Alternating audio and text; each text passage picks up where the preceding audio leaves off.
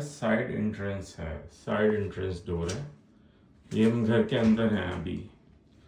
तो बस ये दरवाज़ा जो है ना, दरवाज़ा खोलने की देर है। तो आप देखें कि बाहर क्या चल रहा है भाई। ये आगे देखें भाई, ये क्या चल रहा है, ये क्या हो रहा है यहाँ पे, समझ नहीं आ रहा है, बिल्कुल भी समझ नहीं आ रहा है हो क्या रहा है। ये बैकयार्ड जो है ना हमारा, ये बैकयार्ड जो है, ये बर्फ़ जो है ना इसके ऊपर से निकल जाएगी, ऐसा लग रहा है अभी कि जिस तरह की ये बर्फ़ गिर रही है ना, ये मतलब हैबतनाक तूफ़ान है। ये हैबतनाक जिसे कहते हैं, बर्फ़ का तूफ़ान।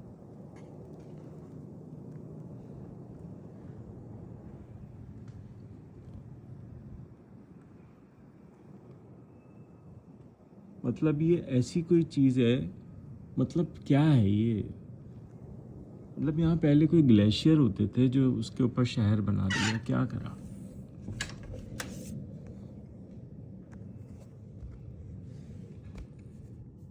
क्या होगा।